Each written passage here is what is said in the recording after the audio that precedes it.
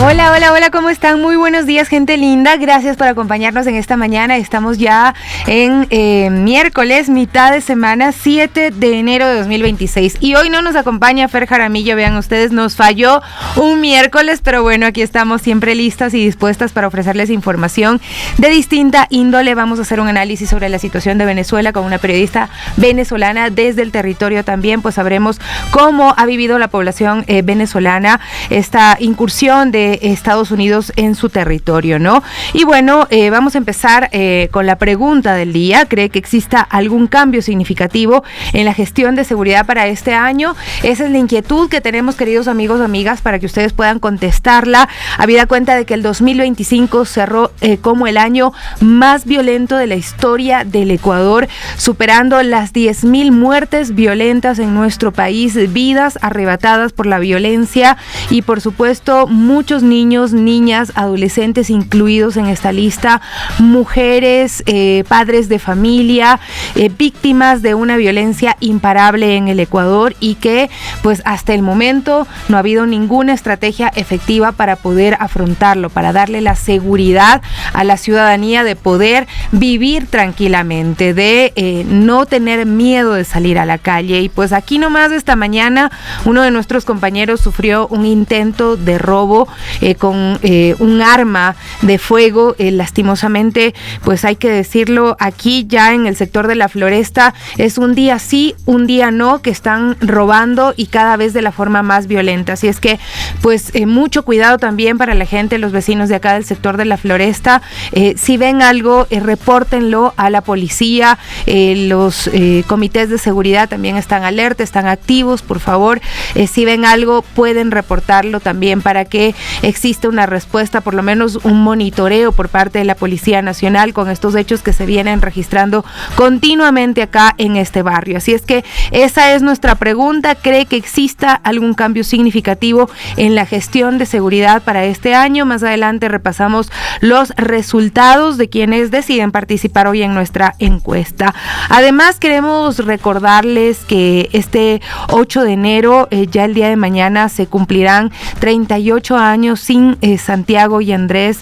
Se hará una pequeña vigilia y proyección tipo mapping, una intervención pequeña sobre la catedral, recordando a los hermanos Restrepo. Asimismo, la película Con mi corazón en Yambo estará disponible gratis este mismo 8 de enero a las 6 de la tarde en la sala Alfredo Pareja de la Casa de la Cultura Ecuatoriana. Así es que ahí está este anuncio importantísimo. Mañana, 8 de enero, estaremos un año más recordando, como siempre, a los hermanos Restrepos y todo lo que esos rostros, esas vidas le dicen al Ecuador, ¿no? De cómo pues esta violencia que viene del Estado puede causar tanto daño y hoy sigue causando muchísimo daño. Recordemos que hay cerca de 43 personas que están desaparecidas tras operativos militares y policiales en el Ecuador. Así es que ese mensaje, esa película sigue completamente vigente en el Ecuador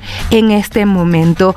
9 de la mañana con 10 minutos. También vamos a repasar lo que ha sido pues enterarnos de muertes violentas que involucran a mujeres, presuntos femicidios, muertes violentas que se siguen sumando a la larga lista de personas que ya no están, de mujeres que ya no están. Cada 22 horas una mujer, niña, adolescente, está siendo víctima de femicidio en el Ecuador. La ex reina de Puerto López, Alina Piguave Narváez, fue asesinada y su cuerpo fue lanzado al mar, según ha reportado la policía. Investigaciones preliminares detallan que la mujer de 19 años fue secuestrada cuando asistía a un velorio el 27 de diciembre en la vía Salango en Manabí. Su padre reportó ese mismo día la desaparición en su cuenta de Facebook y aún están buscando sus restos. En Manabí hubo más de 1.200 asesinatos, 1.200 muertes violentas en 2025 en los cantones Puerto López, Olmedo y Junín. Las bandas que predominan, los choneros, los lobos, controlan absolutamente todo esto alertan periodistas que pues han podido recabar información sobre lo que está pasando en estas zonas del país. Y lo mismo en la provincia de Guayas, donde también hay muchísima preocupación. 6 jóvenes del recinto Fátima en el cantón Pedro Carbo, provincia del Guayas, desaparecieron el sábado 3 de enero de 2026. Debido a esta emergencia, el Cuerpo de Bomberos de Pedro Carbo, mediante una publicación en su página oficial de Facebook, solicitó colaboración ciudadana para dar con el paradero de los jóvenes, ¿no? Ellos fueron identificados como Diego Joel Solís, 21 años, Josué Franco Holguín, de 23 años, Josué Johan Ponce Marchán, de 25 años, Víctor Fernando Borbor Castro, de 22 años, Eddie Josué Borbor Castro, de 17 años. Hay también un menor de edad dentro de este grupo. El Cuerpo de Bomberos señaló que los jóvenes se movilizaban en motocicletas y mantuvieron comunicación por última vez el mediodía del pasado sábado. Ahí mencionaron que se movilizaban por la vía El Jebel Palmar con destino a la playa. El grupo de amigos estaba conformado por 2 hermanos, uno de ellos menor de edad, como mencionábamos, 17 años, 3 primos y un ciudadano sin vínculo familiar con los demás, que seguramente era amigo. Las autoridades solicitaron a la ciudadanía que en caso de tener información sobre su paradero se comuniquen de inmediato al ECU 911. Así es que es importantísimo que podamos estar alerta sobre estos hechos, presionando. Por eso cuando hacemos la pregunta del día, no es una pregunta sencilla, es una pregunta que involucra vidas, que involucra el dolor que tienen muchas familias en el Ecuador. ¿Cree que existe algún cambio significativo en la gestión de seguridad para este año? ¿Nos lo merecemos? ¿Merecemos vivir en paz? Yo creo que sí, merecemos vivir en paz. El problema es que hasta el momento ha habido total desinterés por parte de las autoridades para solucionar la integralidad del problema, más allá de querer militarizar territorios y terminar asesinando o desapareciendo a personas inocentes. 9:14. Vamos al tema del día.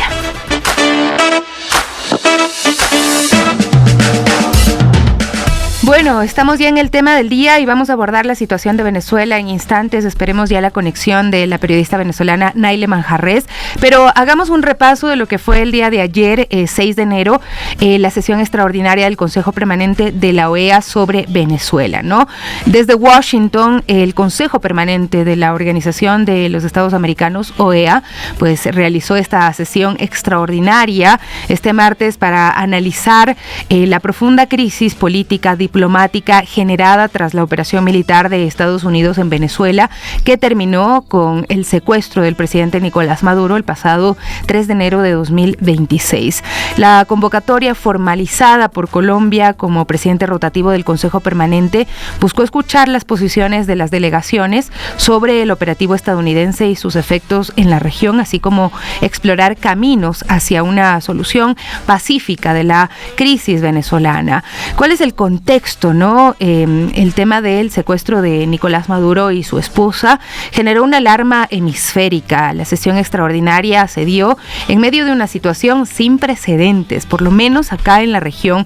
A comienzos de enero, pues el 3, fuerzas estadounidenses realizaron este operativo militar en Caracas, que concluyó con la captura y el secuestro de Nicolás Maduro y su esposa Cilia Flores, quienes fueron trasladados a Nueva York para enfrentar cargos por narcotráfico y otros delitos.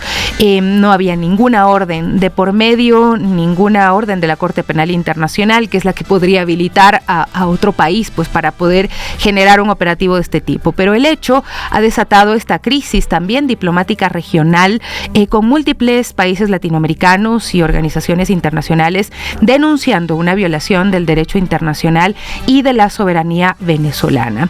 ¿Qué pasó en esta sesión extraordinaria de la OEA? Pues la apertura de la sesión, y hubo discursos catalogados como principales, con un llamado al diálogo y una preocupación regional.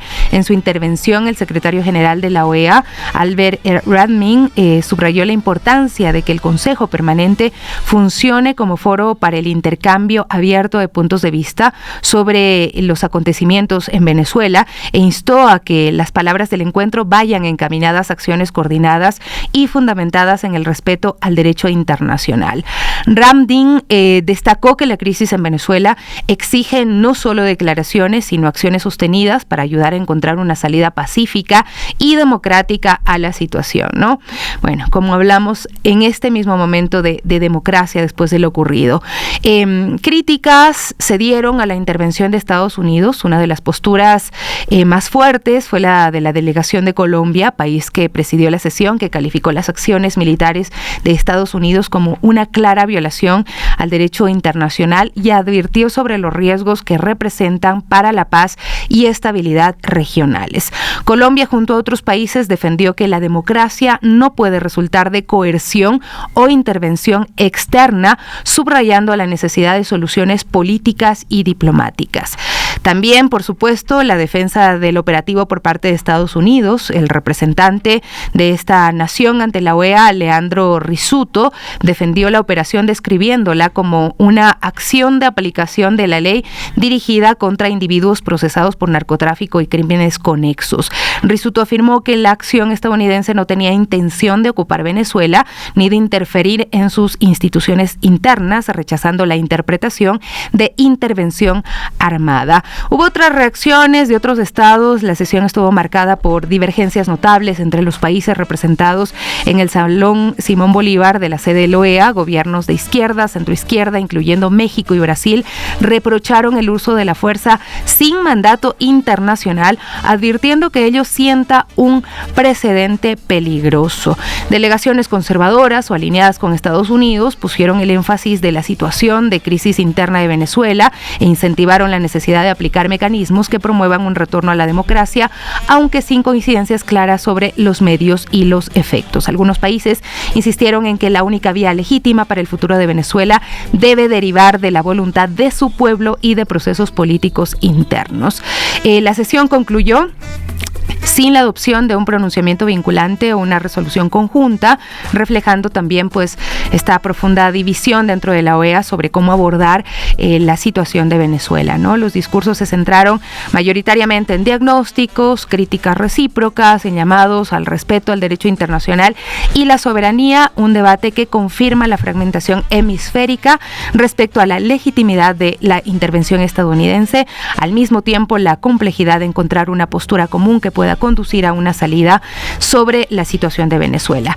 9:19 y hoy nos acompaña ya Naile Manjarrés, periodista venezolana, experta también en temas de geopolítica, con una trayectoria que también incluye pues haber trabajado en Telesur con su programa de análisis de opinión en La Iguana TV, corresponsalía para el Mayadín en español para las elecciones presidenciales de 2024 y ha seguido de cerca los principales acontecimientos también que han marcado la escena política venezolana internacional. Fue columnista de Al-Mayadín durante su estadía en Irán, aportando también una mirada crítica y estratégica sobre los movimientos globales del poder. En esta oportunidad, pues, saludamos a Naile para comprender uno de los eventos más controvertidos de los últimos días de esta operación militar que agrede la soberanía de Venezuela, que culminó con el secuestro del presidente Nicolás Maduro, su traslado a Estados Unidos para enfrentar procesos judiciales, ¿no? Él se ha declarado inocente y ha dicho: sigo siendo el presidente de Venezuela. Esta acción generada por el gobierno estadounidense como parte de una operación que él desde Trump se ha dicho para perseguir el narcoestado, ha sido descrita por Caracas como una agresión militar y un secuestro del jefe de Estado. Bienvenida, Naile, muchísimas gracias por estar hoy aquí con nosotros, con nosotras en las Warmis, y queremos un poco conocer de cerca qué está pasando en Venezuela desde esta perspectiva también de quienes están viviendo los efectos de lo que ha sido esta intervención militar de Estados Unidos, cómo debe leerse esta incursión militar, como además no es un hecho aislado, ¿no? Hay un control imperial también sobre América Latina. ¿Cómo lo lees tú, Naile? Bienvenida. El micrófono, Naile, está apagado. Ahora sí. ¿Me escuchas? Ahora sí te escucho. Si me pueden subir un poquito el retorno para escucharle mejor, por favor. Gracias. Listo. Perfecto. Mira, muchísimas gracias por la invitación. Gracias ante todo por darnos la oportunidad de hablar. En tiempos en los que no controlamos los medios, cada segundo que podemos tener voz es muy importante, muy, muy importante. ¿Cómo lo vivimos nosotros desde acá? Bueno, tomando en cuenta que Venezuela no es Caracas, sino que es toda una nación. Lo cierto es que aunque los ataques fueron en Caracas, toda Venezuela está conmocionada. Hay una visión de dos Venezuelas, una Venezuela que está afuera y una Venezuela que está acá.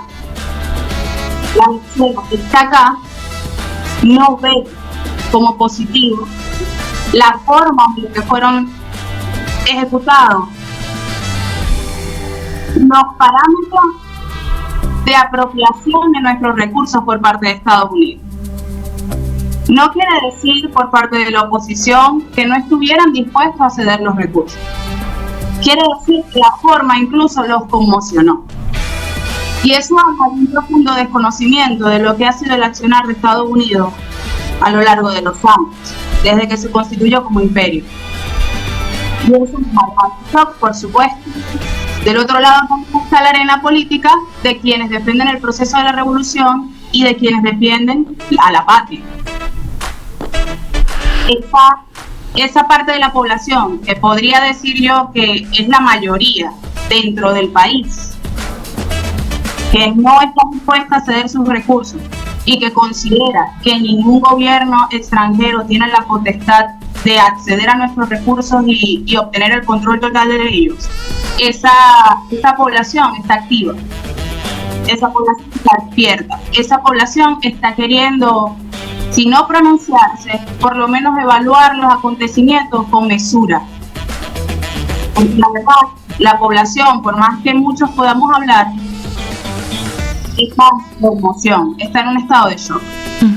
¿Qué impactos, Naile, ha tenido esta agresión militar desde el punto también económico, social, en la vida cotidiana del pueblo venezolano, ¿no? Especialmente en términos de seguridad, ahora mismo salud emocional, tejido comunitario, acceso a bienes básicos? ¿Qué es lo que ha pasado tras este hecho? Porque ¿cómo se vivió, no? Hay zonas residenciales que fueron bombardeadas, o sea, no sé si es que estamos midiendo la dimensión de lo que implica que lleguen, según la narración de Telesur, misiles a tu territorio, que impacten en tu territorio.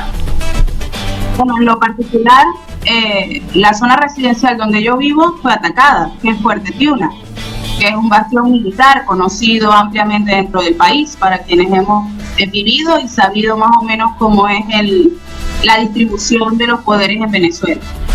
Fuerte Tiuna durante muchos años se vendió como una instalación de puro control o dominio militar, pero ahí vivimos miles de familias.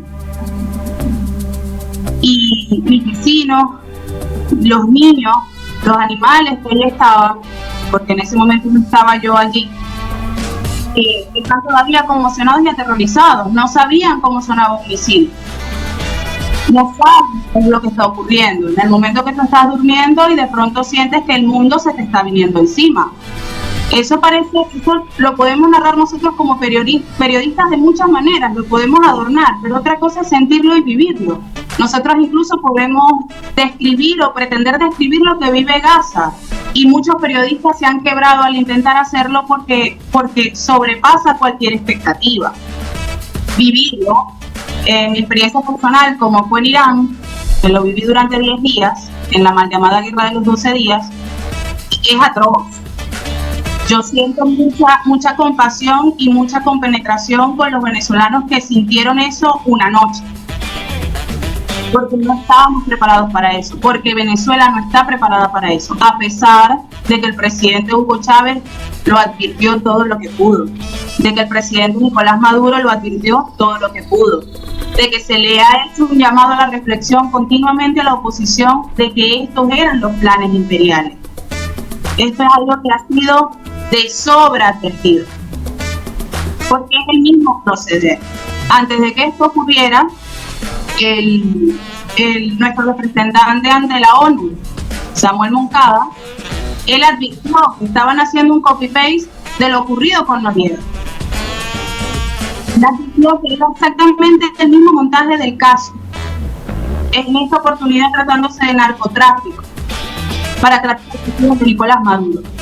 Y a la hora de la verdad, a la hora de irlo a buscar a su casa, asesinar a su personal de seguridad y raptarlo sin decirle por qué está siendo raptado, la actuación fue como de criminales, más que de agentes de seguridad. Claro. Está instaurando un pensamiento de que se nos puede tratar así como comunidad y nos sentimos ultrajados.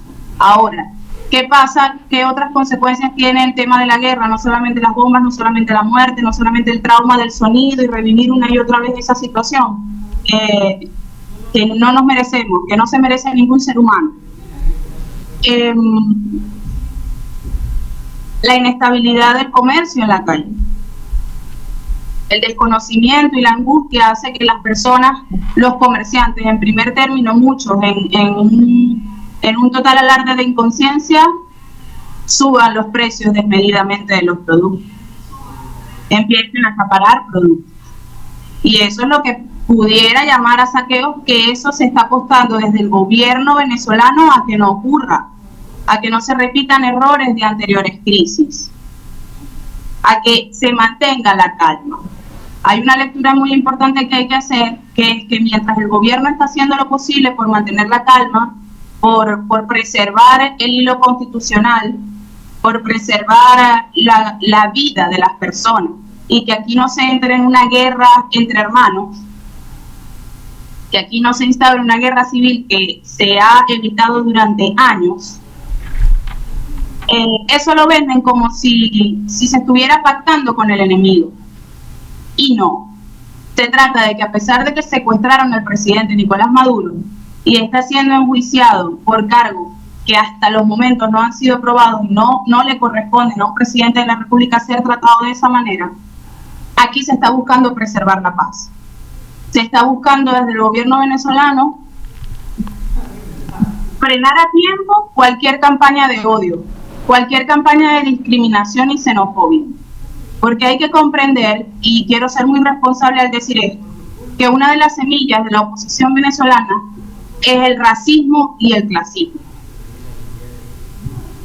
En gran parte, quien puede alegrarse por lo que está pasando en el país es porque no se reconoce como venezolano o no reconoce sus raíces y se identifica más con el extranjero. Y eso es un mal que tenemos muchos latinoamericanos, pero es producto de una propaganda generada por el invasor. Naile, precisamente cuando estábamos repasando los primeros hechos, las primeras reacciones a este ataque militar de Estados Unidos, esta intervención y agresión a la soberanía de Venezuela, veíamos las declaraciones, por ejemplo, de María Corina Machado, y ella decía: esperen instrucciones, les diremos qué hacer, como llamando a que, entonces, la preocupación que nuestra era, ¿qué va a pasar en Venezuela con la población? Están llamando a un enfrentamiento, ¿de qué magnitud, en qué dimensión, con qué recursos? Porque claro, luego tienes a Donald Trump diciendo, pues vamos a controlar, vamos a manejar la vida de Venezuela, y lo van a pagar ustedes mismos, porque no lo va a pagar Estados Unidos, porque vamos a tomar el petróleo de Venezuela y vamos a pagar nuestra intervención en estas tierras, ¿no? Entonces, la preocupación primaria era esa. ¿Cómo has visto que ha reaccionado la oposición que está dentro del territorio venezolano? La oposición que está dentro del territorio venezolano, como bien lo dijo el presidente Donald Trump, no respeta a María Corina Machado. Ya María Corina Machado decepcionó demasiado a esa oposición. No le deben a ella esta situación, aunque el chavismo sí sabe que ella es responsable de gran parte de lo que está ocurriendo, porque hubo un proceso de desmoronamiento de la imagen del país y de las estructuras del Estado que se le debe a ella. En sus lobbies y en sus campañas, ella llegó a pedirle a Netanyahu que operara aquí, que actuara aquí. Ella se ha cansado durante años de pedir que eso que ya pasó el 3 de enero ocurriera, sin mirar consecuencias. Y muchas personas, incluso que votaron por María Corina Machado, y yo he conversado, porque esos también son mis entornos, o sea, yo soy una venezolana debo hablar con todo tipo de venezolanos, de cualquier credo y de cualquier ideología. Además, soy investigadora, soy periodista, necesito conocer cuáles son los móviles de cada uno de los sectores. Ellos no están de acuerdo con la forma de ella de proceder, solamente querían una salida. El problema de esa propuesta de la oposición es que siempre ha sido una salida sin saber qué sigue. Dentro de Venezuela, lo que sea que diga María Corina Machado ya no importa.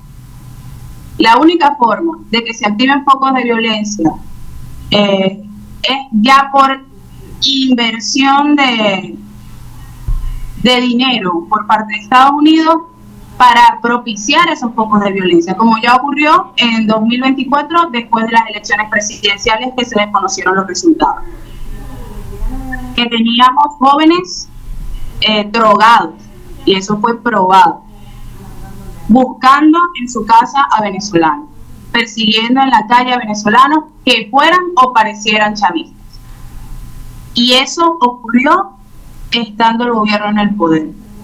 Esto es algo que hay que tener muy importante, que hay que decir y hay que destacar.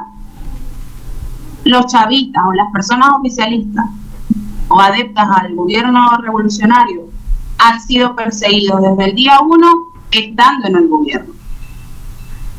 Han sido discriminados, han sido excluidos y han sido perseguidos. Y si se hace un recuento, producto de cada una de las crisis, se ha derramado muchísima sangre oficialista. De momento, para el oficialismo, el llamado es a la calma y a la cordura precisamente por eso. Porque la idea es que estemos presentes, en el sentido del buen venezolano, del venezolano que quiere a su país, del venezolano que no está dispuesto a ceder ante el invasor, del venezolano que quiere buscar otra vía. Y del venezolano, por supuesto, que se aferra a la vía que eligió en las elecciones pasadas y que ha elegido desde que llegó el comandante presidente Hugo Chávez. Ayer, Naile, en el Consejo, en esta sesión extraordinaria de la OEA, mucho énfasis hubo de los países que están apoyando esta intervención de Estados Unidos sobre el tema de la legitimidad de las elecciones, por ejemplo, ¿no? Pero ya en una lectura más amplia, esta operación revela también una persistencia de lógicas coloniales que niegan a Venezuela también el derecho a decidir su propio rumbo político, económico. Tú como venezolana, como periodista, ¿Venezuela está en capacidad de decidir este rumbo político, económico? ¿Lo ha estado haciendo durante todos estos años? Sí. Venezuela ha estado asumiendo las consecuencias incluso de lo que no es responsable. El gobierno revolucionario lo ha hecho. Hay personas que han decidido no verlo. Hay personas que han decidido observar o atender los llamados de la diáspora, de las personas que no están viviendo en Venezuela, de muchas personas que ya se fueron en momentos de crisis aguda y que en su imaginario la Venezuela que existe aún en este momento es esa, cuando tuvieron que partir. Venezuela está en total capacidad de asumir las riendas de su destino, y más en este momento, y esto hay que decirlo, en el que se estaba apreciando, y lo podría apreciar cualquier venezolano de cualquier tinte político, una recuperación. Esto que terminó con el secuestro del presidente, se acentuó mucho, se agudizó mucho de cara a la población en el mes de diciembre, cuando se afectaron los vuelos internacionales. Esa medida, que es vista afuera como una movida belicista, de cara a lo interno de la población, afectó a muchas familias que estaban queriendo reencontrarse con sus familiares o con sus personas queridas en otros lugares del mundo. Ya eso se estaba logrando. Cualquier opositor, cualquier chavista podía ir y venir del país porque existían formas de acceder a boletos de avión como para hacer ese tipo de travesía. Eso es algo que se está queriendo detener en este momento. Ya la nación había vuelto a la capacidad de crédito, de adquirir electrodomésticos, de poder asumir emprendimientos. Ya la inversión extranjera estaba cediendo o enfrentando las amenazas del decreto que nosotros tenemos encima de amenaza inusual y extraordinaria. Ya estaban buscando trabajar en conjunto con el gobierno. El gobierno se abrió al sector privado, en consonancia, a todo el sector privado que quisiera trabajar por el país, aportar al país. Eso ya era palpable, eso ya era tangible. Había una recuperación económica y la hay, y se está intentando preservar. Uh-huh. Pues momento, que mucha gente ignora, ¿no? Todo el bloqueo. ¿Qué implica el bloqueo para la vida del...? Yo decía, recuerdo, empresas y barcos de alimentos. Bueno, ahorita me acaba de comentar mi compañera productora que acaban de interceptar otro buque petrolero, por ejemplo. Entonces ahorita se están quedando con el petróleo directamente, pero... Hubo intervención sobre barcos que llevaban alimentos a Venezuela, digamos, cualquier intento de poder mejorar la calidad de vida de los ciudadanos ha sido bloqueado también durante estos años. Entonces, cuando hablamos de una crisis que es real, que sí ha expulsado a muchos, a miles de venezolanos de su país, hay que hablar de cómo ha sido provocada la crisis. Por supuesto, nosotros, ok, tú me dices, acaban de interceptar un buque, pero eso para nosotros sería una novedad en este contexto, pero ya pasó. En pandemia se secuestró buques que nosotros habíamos adquirido mediante convenio para ayudarnos a nosotros en pandemia. A nosotros no se nos querían hacer llegar las vacunas de los países aliados, no se nos querían hacer llegar las mascarillas. A nosotros se nos negó el acceso a medicinas. A nosotros se nos bloqueó de todas las formas posibles porque, como lo dijo el presidente Donald Trump, antes de que él se fuera ya estábamos al borde del colapso.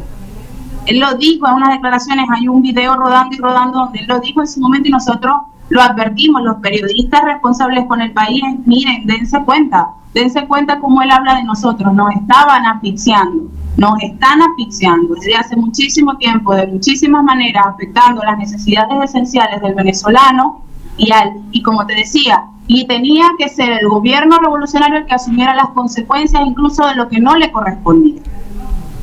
El gobierno revolucionario desarrollando misiones para tratar de paliar los efectos del ataque, de cada uno de los ataques en las distintas áreas. Es complejo, es algo complejo, porque tú intentas hacer, y todo tenías que hacerlo con los ingresos por petróleo completamente disminuidos. Todo tenías que hacerlo con menos de la mitad, casi que el mínimo con el que lo hacías antes. Se siguieron construyendo viviendas, se siguió atendiendo a la población. Todo eso se logró mediante convenios con Rusia, con China, con Irán, con potencias que nos tendieron la mano y nos la siguen tendiendo, de una forma tangible, como te decía, de una forma que se podía palpar. Tú mencionas a estos actores también, y en términos geopolíticos, ¿cómo se conecta lo ocurrido con Venezuela con otros escenarios de agresión, digamos, casi simultánea, ¿no? Medio Oriente, bueno, está ahí la agresión también que hubo a Irán. ¿Qué nos dice esto sobre una ofensiva global también desde estas lógicas imperialistas? Bueno, desde mi experiencia en Irán, y desde lo que ha sido la experiencia con la cobertura de todo lo que es la región de Asia Occidental y Medio Oriente, y mi esfuerzo por intentar comprender los códigos de esa región y tratar de que sean comprensibles para esta, un esfuerzo que estamos haciendo muchos comunicadores, quizás no lo suficiente porque la repetida es demasiado grande, pero se está haciendo ese esfuerzo. Te digo, es el mismo modus operandi. Cuando empezó aquí el bombardeo, que yo me enteré, yo me desperté y yo dije, está pasando otra vez. O sea, es exactamente así como fue allá en Irán. De pronto estábamos en un proceso de negociaciones, de pronto estábamos en un proceso de diálogo, de pronto estábamos en un proceso en el que se podían resolver las cosas en el margen del derecho internacional, y eso solamente fue utilizado, esa baja de guardia solamente, si es que se le puede llamar baja de guardia, pero puede ser una demostración de buenas intenciones y no es algo ingenuo y no es algo que hay que desechar. Se aprovechó para atacar de la forma más deshonrosa, porque es como una práctica de humillación de la moral de las naciones. Nosotros vimos antes del ataque a Irán cómo bombardearon el Ministerio de Defensa de Siria y ya tenían el control, pero es una demostración de que ellos pueden pulverizar estados-nación. Ese es el mensaje que están enviando, y se está enviando desde las figuras que ejercen como puertas giratorias, esos CEOs de corporaciones que de pronto son presidentes. Ellos nos están diciendo, ningún estado de nación es inmune a lo que nosotros queramos hacer, a nuestra depredación de los recursos. Donald Trump no está actuando como un presidente de una nación. Donald Trump está actuando como un empresario con intereses y como un criminal de guerra, y utilizando fuerzas armadas del Estado para actuar como un criminal de guerra. Entonces, en Irán, cuando nosotros lo vivíamos allá, la arremetida era frontal. Va a morir el líder, va a morir el presidente, lo iremos tras cada uno de ustedes. Había un mensaje que me llamó muchísimo la atención, que él decía en sus tweets, le dijimos que negociaran, le dijimos que aceptaran el acuerdo, y muchos fueron valientes, y ahora están muertos.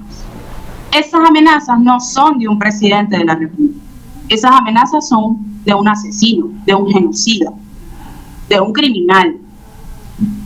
Y así, en esos términos, se dirige a los venezolanos. En esos términos se dirige a cualquier país que sea su próximo objetivo, como lo hizo con el presidente Gustavo Petro en Colombia. Esto es una campaña que es simplemente un laboratorio. Si nosotros decimos que Gaza es un laboratorio, pues lo de Irán fue como una muestra para nosotros inmediatamente. O sea, es increíble cómo es el calco y copia, porque es la misma forma de proceder, y todavía hay personas que se sorprenden.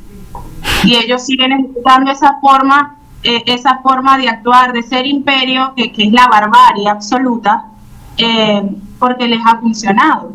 Ahorita está en tela de juicio la validez del orden internacional. Claro. Porque una vez se permita que al presidente Nicolás Maduro se le trate como se le trató y nadie más ponga un freno, eso da luz verde para proceder en cualquier país del mundo. Uh-huh. Y eso incluye al presidente Putin en Rusia con sus particularidades, porque es lo más occidental que tenemos. Quizás China es un poco más lejos, quizás es un poco más intocable, habría que ver. Pero eso ocurre así, y la amenaza es directa, es frontal. Ahí no hay ningún plan para ningún país. Todo el mundo, incluso la oposición, estaba esperando que Donald Trump dijera algo sobre lo que se iba a hacer para Venezuela ahora que tenían a Nicolás Maduro. Y quedaron todos desencantados porque nunca habló del país, habló solo de petróleo. Y el petróleo todavía no es la razón principal. Nosotros tenemos minerales rarísimos. Nosotros tenemos una riqueza y una posición estratégica que gracias a la revolución bolivariana muchos venezolanos la conocemos y somos conscientes de ella. Gracias al trabajo de Telesur, gracias al trabajo de Almayadín, gracias al trabajo de medios como el tuyo, que se están preocupando por ceder este espacio a que se conozca nuestra historia, no un titular. Es importantísimo que nosotros sepamos que nosotros no somos solo petróleo. Eso que tú apuntas, Naile, eso que tú apuntas de estas palabras tras la intervención, esa rueda de prensa, esa conversación con Fox News, donde dice que vio la agresión y el secuestro del presidente Nicolás Maduro como un show de televisión, pues da cuenta de cuál es el tratamiento, el abordaje que se hace a algo tan serio como es la soberanía, la democracia, la calidad de vida, el bienestar de los ciudadanos de un país, ¿no? Y nunca habló de democracia, nunca habló de la condición de vida de los ciudadanos, y bien tú dices, porque todo el mundo estaba esperando a ver en qué momento decía qué es lo que pasaría, ¿no? Y lo que mencionaba siempre era el petróleo, las empresas, hemos invertido dinero, lo vamos a recuperar, tomamos el control, es decir, una serie de mensajes que la lectura tú la estás haciendo de esta manera, pero hay desafíos y riesgos grandísimos también para Venezuela al convertirse en un territorio, digamos, de esta guerra global también por los recursos. ¿Qué implicaciones tiene esto? Una guerra global por los recursos.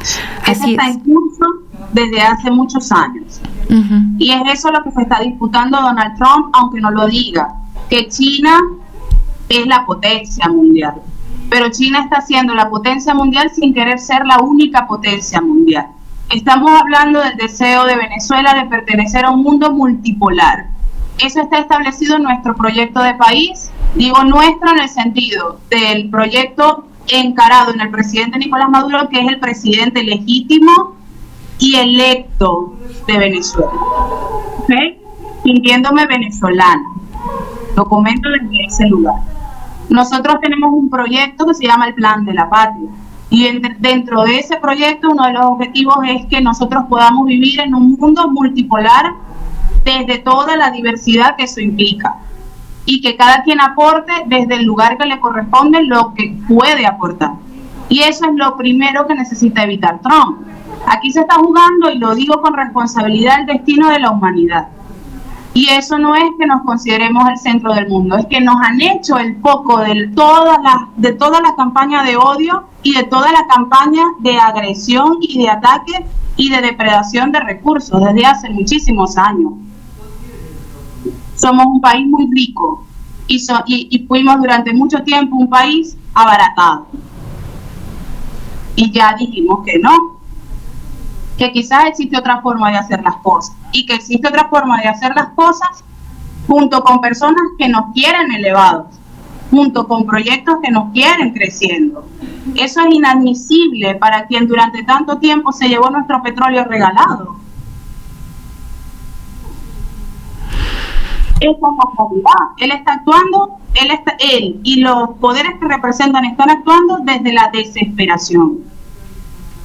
Y eso es una característica muy propia de los Estados Unidos, que no es la característica ni de potencias como Rusia, ni de China, ni de Irán, que esperan el momento preciso para actuar, siempre acorde al orden internacional.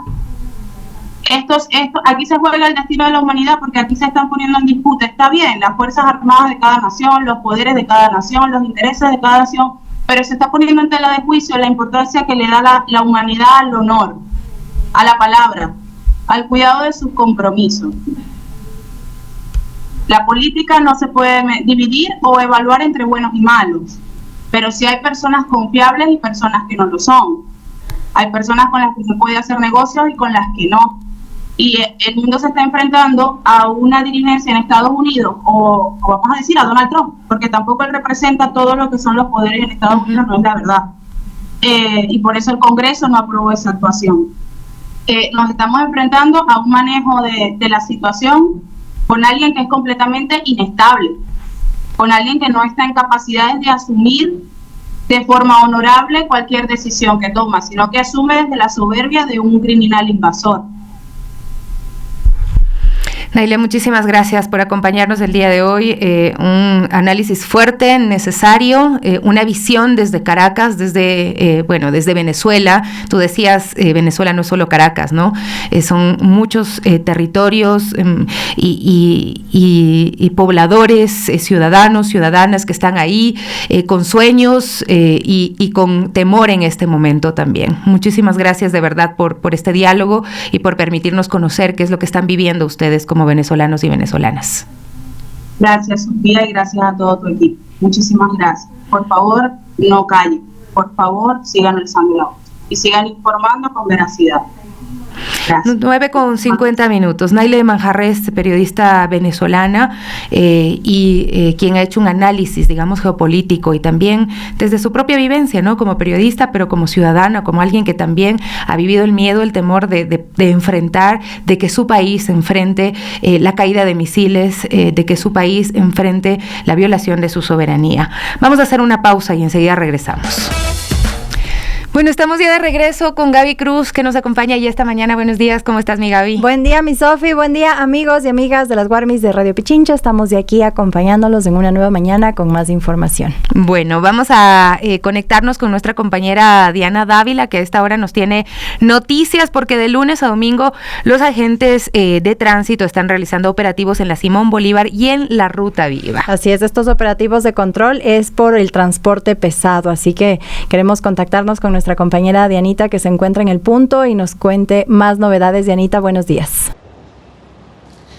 Saludos cordiales a nuestros amigos que están en la señal de Radio Pichincha. En este momento nos encontramos sobre la avenida Simón Bolívar, donde ya se está llevando a cabo el operativo de control de los camiones pesados. Esto porque desde el 1 de enero de este año está ya vigente la disposición del municipio de Quito, que desde las 6 de la mañana hasta las 10 no pueden circular estos vehículos, tanto en la Simón Bolívar como en la Ruta Viva. Para hablar sobre el tema y de estos operativos que se está llevando a cabo por la Agencia Metropolitana de Tránsito, vamos a hablar con Dilber Merchán, él es coordinador de operaciones en la zona de Los Valles. ¿Cómo está? Muy buenos días. Coméntenos, por favor, cómo se han estado llevando a cabo estos operativos y se ha visto que hay una buena predisposición de los conductores también. Buenos días con la ciudadanía en general, soy el agente Alfredo Merchán, coordinador de la zona Valle. Sí, en efecto, la institución ha procedido a implementar operativos de control de restricción al transporte pesado. Estos se encuentran ejecutando a partir del 1 de enero del 2026. En este preciso momento, de igual manera, estamos realizando los controles correspondientes y como cifras de momento podemos indicar que tenemos 203 conductores que han sido citados por infringir la restricción vehicular. Pero, ¿cómo ven ustedes de pronto la circulación de este tipo de vehículos? ¿No? Me imagino que antes circulaban más previo a esta disposición, o igual todavía no hay como estén bien informados para poder transitar o no en este lugar. Es fundamental aclarar que en efecto hemos tenido una disminución bastante notable de la circulación del transporte pesado. Asimismo, en los primeros 7 días del mes y del año, no hemos tenido siniestros de tránsito en donde estén involucrado el transporte pesado. Es decir, esta medida es un tanto preventiva porque lo que buscamos es justamente esto, que no hayan vehículos pesados inmersos en siniestros de tránsito y peor aún con pérdida de vidas. Además, también hay vehículos que sí tienen salvoconducto, pero deben cumplir 3 requisitos, ¿no? Sí, es fundamental aclarar el tema de, primero, los vehículos que están exentos de la restricción, los cuales son vehículos de transporte de carga de 2 ejes y que no superen las 7 toneladas. Estos vehículos no necesitan restricción, pueden circular sin ningún problema. Y para obtener el tema de salvoconducto es a partir de, por así decirles un ejemplo, de 7.1 toneladas en adelante. Para obtener el salvoconducto se necesitan 5 requisitos y lo pueden realizar el trámite en la página virtual de la AMT. Los requisitos son el permiso de operación, también tienen que tener el plan de lo que es de capacitación, asimismo listado de los conductores, y también haber aprobado la revisión técnica vehicular. Finalmente también se necesita el contrato de rastreo satelital o GPS. ¿Ustedes van a continuar con estos operativos durante todos los días o cada cierto tiempo? ¿Cómo va a ser? Sí, los operativos se van a realizar todos los días de lunes a domingo, incluidos feriados, en el horario de 6 de la mañana a 10 de la mañana durante los primeros 4 meses del año. Después tendremos también restricción en horarios de la tarde, a partir de las 16 horas hasta las 20 horas. Cabe destacar que como otra de las alternativas que se han tomado en cuenta para prevenir accidentes de tránsito ha sido también la colocación de cámaras a lo largo de la Simón Bolívar. ¿Ya se ha cumplido con eso o todavía no? Sí, dando cumplimiento a la disposición emitida por nuestro señor alcalde, primero que nada se identificaron 13 puntos importantes o conflictivos donde generalmente se tiene siniestros de tránsito. En estos puntos se ha procedido a colocar personal de agentes civiles de tránsito de manera permanente. Entonces, acompañado de esta disposición también se dispuso que se coloquen cámaras. En este caso, por ejemplo, en la Ruta Viva y kilómetro 1 tenemos un punto donde están colocadas las cámaras y enfocan justamente al operativo. Asimismo tenemos en la Ruta Viva y kilómetro 8 en el sector de la Loma de Puengasí y también en el sector de la Forestal. ¿Se ha disminuido el número de siniestralidad en ambas vías? Si bien es muy pronto para realizar una evaluación, sin embargo podemos indicar que en los primeros 7 días del año no hemos tenido siniestros de tránsito de magnitud o en los que estén involucrados el transporte pesado. Muchísimas gracias. Esto es lo que les podemos comentar, compañeros, aquí en la Simón Bolívar, donde podemos ver, continúan los operativos también en lo que es la Ruta Viva. Por favor, igual sugerirles a todos nuestros amigos que conduzcan con cuidado, que también respeten todo lo que es las señales de tránsito, que cumplan con su revisión vehicular y en este caso, por ejemplo, los vehículos de transporte pesado que son exonerados, si bien lo dijo el agente, deben cumplir con la revisión vehicular. Esta revisión vehicular debe ser en Quito, no en ninguna otra ciudad. Ese es uno de los requisitos para poder circular con el salvoconducto en caso de necesitarlo, además de otros más que usted lo puede consultar a través de la página web del municipio o también acercándose a la AMT en sus oficinas aquí en el Distrito Metropolitano. Es lo que les podemos informar a esta hora. Continuamos con ustedes.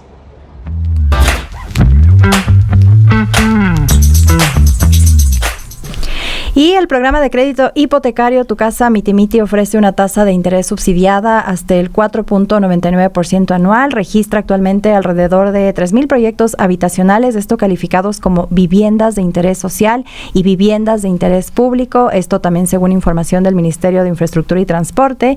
Y este plan, que opera a través de un fideicomiso público-privado reforzado por $500 millones, pues proyecta el financiamiento de 13,600 viviendas, esto hasta el año 2020. Estos proyectos habilitados se concentran en provincias como Guayas, Pichincha y Azuay y también contemplan distintos rangos de precios y dimensiones de acuerdo con estas clasificaciones de viviendas. Y en este contexto, pues queremos ampliar este tema y conversar ya con nuestro siguiente invitado, que ya está en cabina, el ingeniero Henry Yandún, presidente de Constructores Positivos, para conocer acerca de este análisis sobre oferta de proyectos de interés social. Ingeniero, muy buenos días, bienvenido a este espacio de las Guarmis.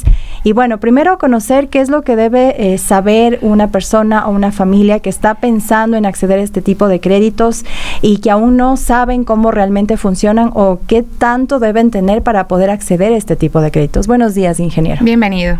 Gabriela, Sofía y las personas que nos miran o nos escuchan, buenos días y feliz año a todos. Este proyecto que ahora se llama VisiVip es un proyecto que tiene algunos años y que lamentablemente la sociedad no conoce mucho. Se trata que el Estado subsidia la tasa de interés y en lugar de pagar el 9-10%, la tasa de interés es la mitad. ¿Y esto qué significa para las personas? Les voy a dar ejemplos, ¿no? Hay ejemplos de viviendas de 45,000, 60,000, 70,000, 85,000 y el máximo valor de una vivienda VisiVip es $110,000. Entonces, si una persona, por ejemplo, quiere acceder a una vivienda de $45,000, el programa dice 5% de entrada, es decir, la entrada es $2,250. Y la cuota mensual, en el caso de las de $45,000, tiene también un bono de subsidio, sería de $207 mensuales. ¿Eso qué significa? Que la familia debería tener un ingreso aproximado de $691, porque más o menos... La familia, el ingreso familiar, digamos, ¿no? Porque la banca más o menos calcula para dar el crédito que a usted le da un crédito más o menos equivalente al 30% de lo que usted tiene como ingresos.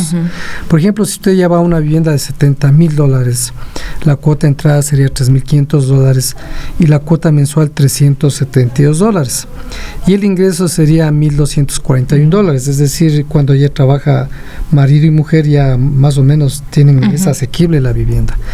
Y cuando llegamos al tope máximo, que son $110,000, la entrada es $5,500, la cuota mensual es $585 y el ingreso ya llega a ser del orden de $1,900.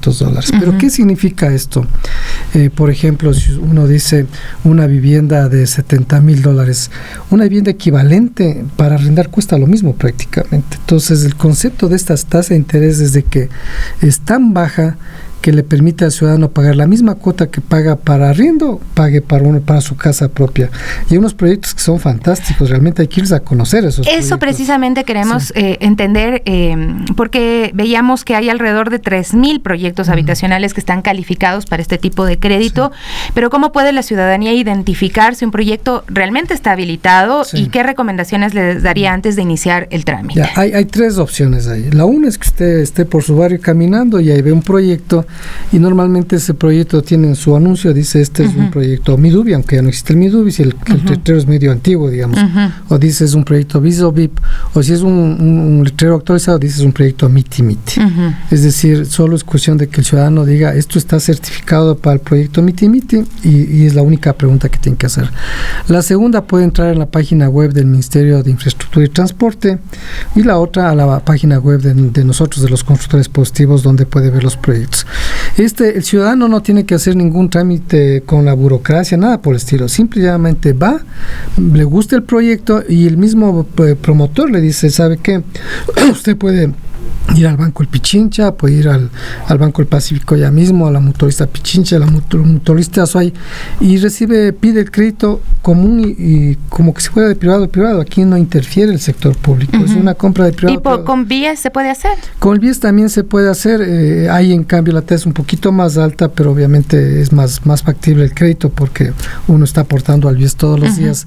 También se puede hacer ahí, la tasa es del orden un poquito más alta, es del 6% y también a 25 años. Entonces, el único problema que se encuentra el ciudadano aquí es que cuando va a pedir el crédito, si el ciudadano no ha manejado bien sus finanzas y tiene mucha deuda, por ejemplo, con créditos quirografarios o que la refrigeradora o las novelerías, créditos de consumo, ahí ya no son sujetos de crédito. Entonces, al ciudadano se le pide que trate de organizarse económicamente para que le puedan prestar este dinero. Es muy fácil, es como ir a comprar usted cualquier tipo de vivienda, pero sino que la tasa es subsidiada.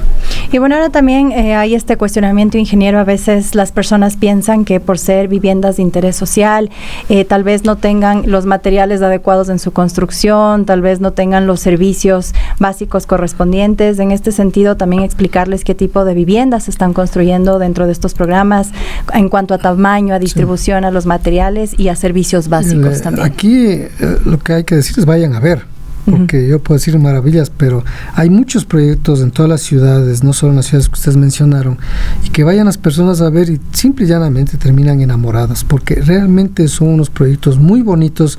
Son los mismos materiales que se usan para cualquier tipo de vivienda, sino que tal vez los sitios son un poco más perimetrales, o sea, donde tal vez el suelo no es muy costoso, pero son proyectos muy buenos, seguros y con bastantes amenities.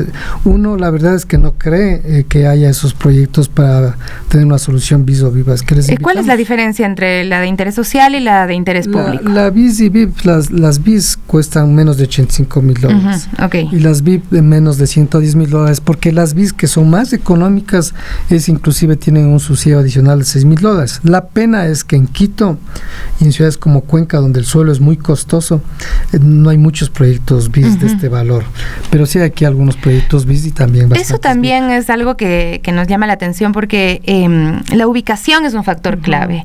¿Y qué debería tomar en cuenta una persona antes de elegir un proyecto, especialmente en temas distancia al trabajo, transporte, escuela, centro de salud? ¿Las zonas donde se están desarrollando estos proyectos están servidas ya o son lugares, urbanizaciones que recién se empiezan a realizar y que no tienen alcantarillado, que no tienen servicio eléctrico? O sea, ¿cómo son estas zonas? Son buenas zonas, realmente no están en el centro de Quito, digamos, no están en la Carolina, pero van por todos los barrios de Quito y es que tienen que ir a ver. La verdad es que entren a la página web del Ministerio de Industria, de Infraestructura, Transporte o de Constructores Positivos y van a ver los proyectos, vean la dirección, vayan y visiten.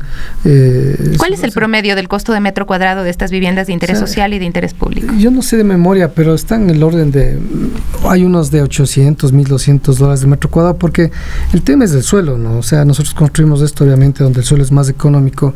Inclusive nosotros estamos trabajando con las diferentes alcaldías, con el alcalde de Quito, inclusive para ver si nos logran facilitar un suelo en las partes consolidadas de Quito, porque para los constructores lo mismo nos da construir en el centro de Quito, en la periferia de Quito, el suelo es el que marca la diferencia, el valor del suelo. Entonces, sí, y estamos trabajando, por ejemplo, a ver si en Quitopía tenemos un suelo económico donde podríamos servir también vivienda de este tipo, porque la gente que de menos recursos no tiene por qué vivir siempre en las periferias, también puede haber acá, pero sí hay proyectos que son más cercanos.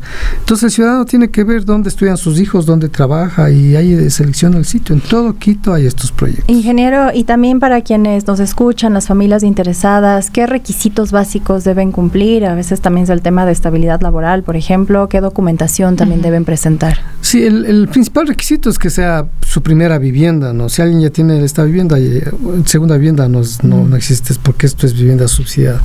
Y de ahí básicamente tiene que cumplir el requisito que cualquier banco le pide a cualquier ciudadano, es demostrar sus ingresos, y tiene que también no estar muy endeudado, ¿no? Para que su capacidad de pago sea posible. Eso es todo, o sea, realmente es muy sencillo. ¿En cuánto tiempo se puede otorgar un crédito de este tipo?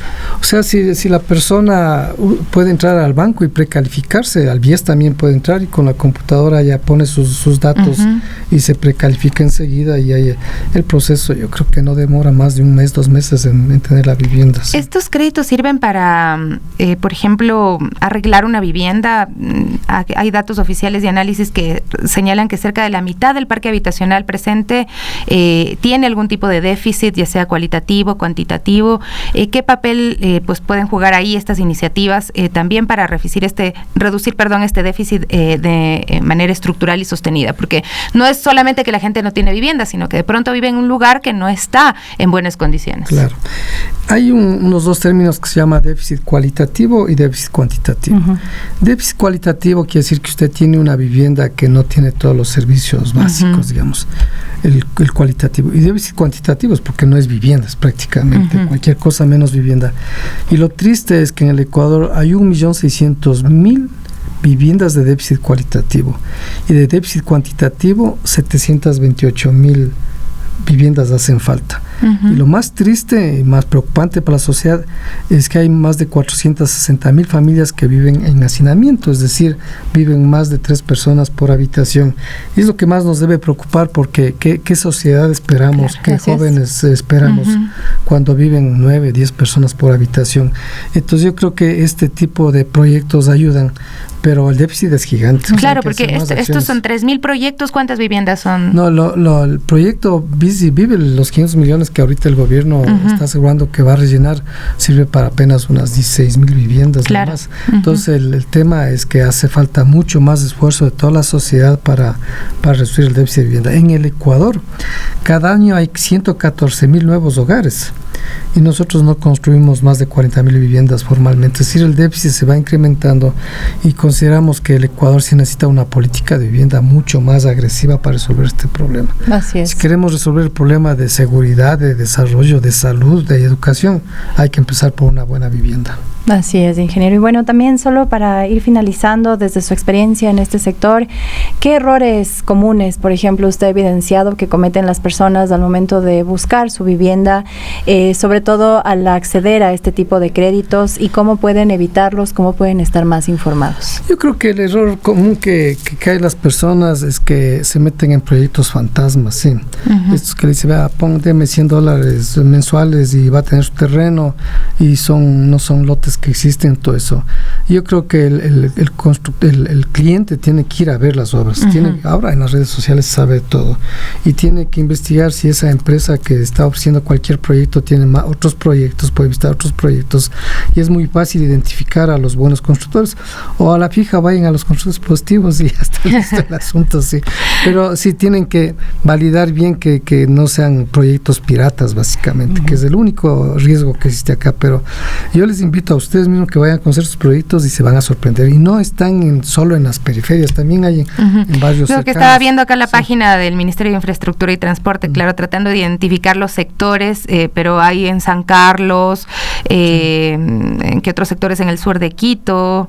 El sector del Inca. Así es. Hay en Conocoto, en San Golquito. Conjuntos, edificios. Todos son conjuntos, ¿no? Son conjuntos muy bonitos, con seguridades, algunos tienen piscina. O sea, realmente realmente son proyectos, yo reitero, hay que irles a conocer, esto no me hagan caso a mí, vayan y conozcan los proyectos y se van a sorprender lo bonito que son estos proyectos. Ahora, para finalizar, ¿cuál es el balance que usted hace para este 2026 pues del sector de la construcción? ¿Qué está pasando? Porque también hay ahí la inquietud de si es que el 2025 pudo sostener un poco el sector de la construcción, digamos el volumen de viviendas o de infraestructura construida, porque es un sector dinamizador de la economía. Sí, lamentablemente la construcción ha decaído mucho, ¿no? Uh-huh. Acordémonos que era del orden del 9-10% de su participación en el PIB y ahorita estamos apenas en el 4.1%. No obstante, el año 25 para nosotros fue un buen año. Tenemos buenas noticias porque es un buen año. ¿Y por qué digo que tiene buen año? Como ustedes saben, la información en el Ecuador también es muy escasa, pero nosotros tenemos acceso a los proveedores de materiales de construcción. Y por ejemplo, este año contra el año anterior, el año 25 contra el 24, uh-huh, se vendió 8.5% más de cemento. Esta es una medida, uh-huh, creo que es un termómetro para la construcción.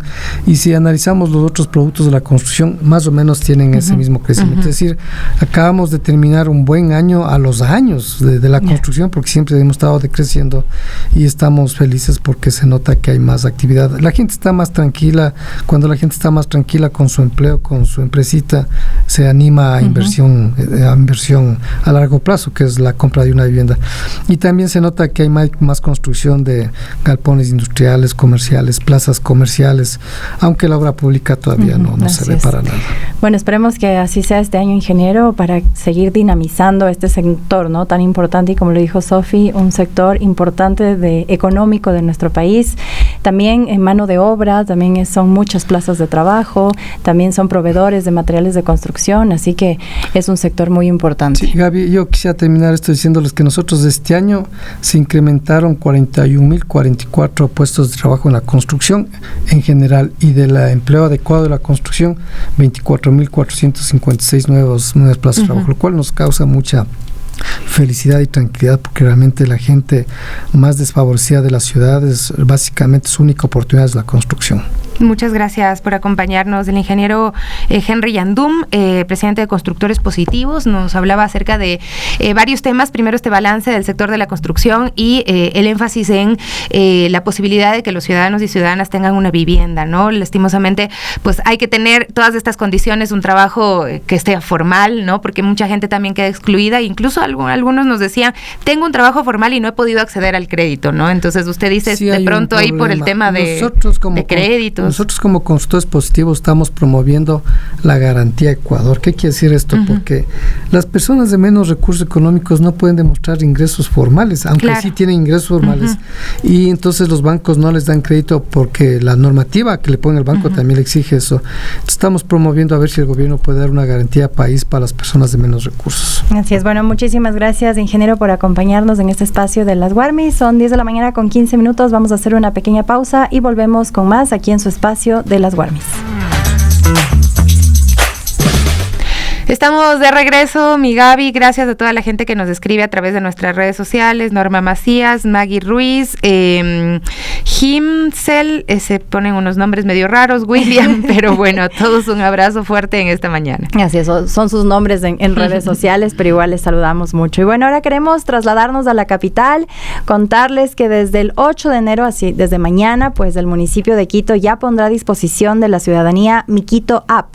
Es esta nueva aplicación digital que reúne trámites, pagos, consultas, todo en un solo lugar desde esta aplicación. Tenemos más información en la siguiente nota en la voz de nuestra compañera Jessica Almeida.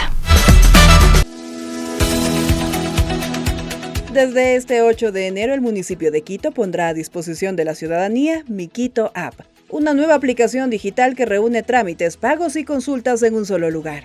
La idea es simple, ahorrar tiempo y evitar filas. Con la app se podrá consultar el saldo del Metro de Quito, pagar el agua potable y revisar trámites desde el celular. También permitirá cumplir con obligaciones tributarias, como el pago de impuesto predial, sin necesidad de ingresar a varias plataformas municipales. En esta primera etapa, Mi Quito App integra 30 procesos que antes estaban distribuidos en diferentes sistemas. La aplicación conecta servicios como el portal municipal, facturación, recaudación, catastro, agenda cultural, geoservicios y reportes de obras en la ciudad.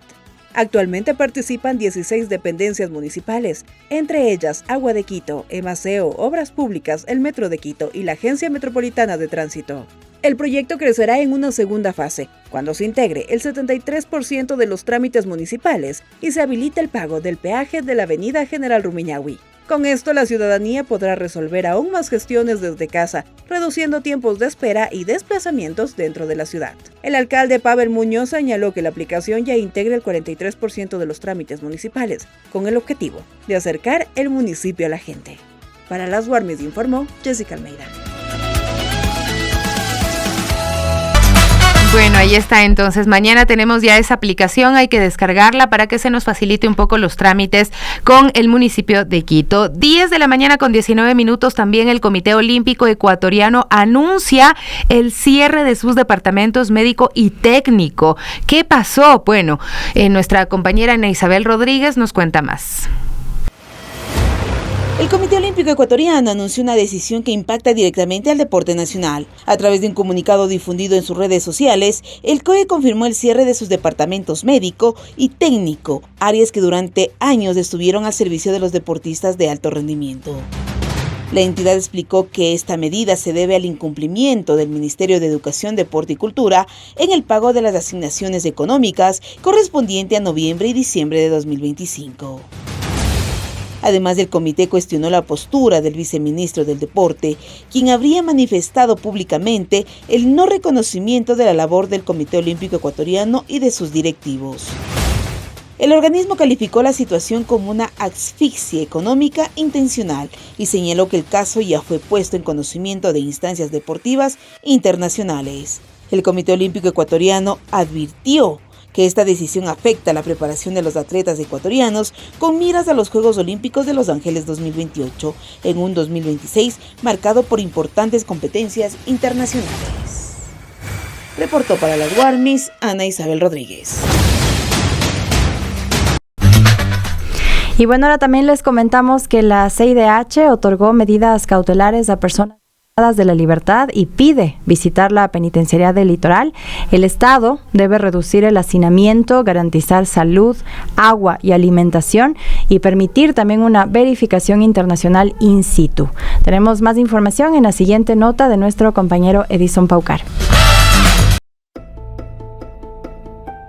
La Comisión Interamericana de Derechos Humanos, CIDH, emitió la resolución 99-2025, mediante la cual otorgó medidas cautelares a favor de todas las personas privadas de libertad en la penitenciaría del Litoral. Tras un exhaustivo análisis, el organismo internacional determinó que los reclusos se encuentran en una situación de gravedad y urgencia, con sus derechos a la vida e integridad personal enfrentando un riesgo de daño irreparable. Entre enero y septiembre de 2025 se reportaron 564 fallecimientos en este centro penitenciario. De estas muertes, 288 han sido catalogadas como naturales y 257 permanecen por determinar. Esta cifra la CIDH la vincula directamente con la precariedad sanitaria y la falta de información estatal desagregada. La inspección judicial del 5 de septiembre de 2025 reveló además hallazgos estremecedores. Por ejemplo, había un hacinamiento extremo. El centro opera con una ocupación aproximada del 187%, albergando a 7.476 personas en un espacio diseñado para 4.000. También se evidenció desnutrición severa. Hay múltiples reclusos que presentan un estado físico cadavérico con signos visibles de caquexia, que es un desgaste físico extremo, y debilidad generalizada. Se han registrado al menos 228 casos de desnutrición validados por personal médico. También hay un brote de tuberculosis, ya que se identificaron 339 casos de tuberculosis en tratamiento, pero el penal carece de un pabellón de aislamiento adecuado, lo cual facilita la propagación descontrolada de esta enfermedad. Debido a todo ello, la CIDH ha requerido formalmente a Ecuador evitar la pérdida de vidas y daños a la integridad mediante medidas efectivas e inmediatas dentro de esta cárcel, garantizar el acceso a atención médica especializada, medicamentos y tamizajes integrales, asegurar alimentación de calidad y agua potable de forma continua, implementar acciones para reducir sustancialmente el hacinamiento y establecer una mesa interinstitucional con los beneficiarios y sus representantes para concertar las medidas. Reportó para Warmis Edison Paucar. Bueno, el Estado tiene que responder, el Estado está a cargo de la vida de las personas, así es que mucho cuidado también con todo esto, porque luego se presentarán pues posibles juicios, posibles medidas a nivel internacional que también y le involucren luego a los ecuatorianos como tal en su conjunto tener que responder ante estas negligencias que está cometiendo ahora mismo el Estado. Así es, y bueno, para finalizar tenemos una última nota, yo creo que sí nos da el tiempito, amigos, y es una nota muy importante porque hubo una posible presencia de una toxina que obligó a Nestlé a retirar del mercado productos para bebés. La compañía subrayó que la decisión responde a un principio de precaución y la aplicación de protocolos internos de control. Escuchemos más en la siguiente nota.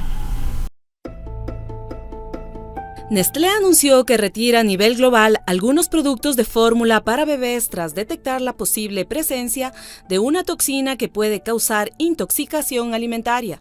La compañía informó en un comunicado que determinados lotes de su fórmula infantil SMA y de su fórmula de continuación que fueron distribuidos en distintos mercados a nivel mundial no son seguros para el consumo. Esto debido a que los productos retirados podrían contener cereulida, una toxina asociada a síntomas como náuseas y vómito. Ante esta situación, la empresa publicó la lista completa de productos y números de lote afectados e instó a los consumidores a revisar los productos adquiridos y evitar su uso. Los consumidores que puedan tener estos lotes no deben alimentar con este producto a su bebé. Nestlé subrayó que la decisión responde a un principio de precaución y a la aplicación de sus protocolos internos de control y añadió que la seguridad y el bienestar de los bebés son su prioridad absoluta. Como medida de precaución, Nestlé retira voluntariamente del mercado lotes específicos de su fórmula infantil y fórmula de continuación para bebés con SMA, indicó la empresa al añadir que la retirada se realiza bajo estrictos protocolos de calidad y seguridad del producto. Tomado de la web de Radio Pichincha, reportó para las Guarmis Gabriela Espinosa. Y con esto nos despedimos rapidito, amigos, amigas, un abrazo fuerte como siempre para ustedes y saludos a toda la gente que se ha conectado esta mañana. Ustedes sigan conectados a la señal de Radio Pichincha, se vienen las noticias, el Quique Show y con las Guarmis. Hasta mañana.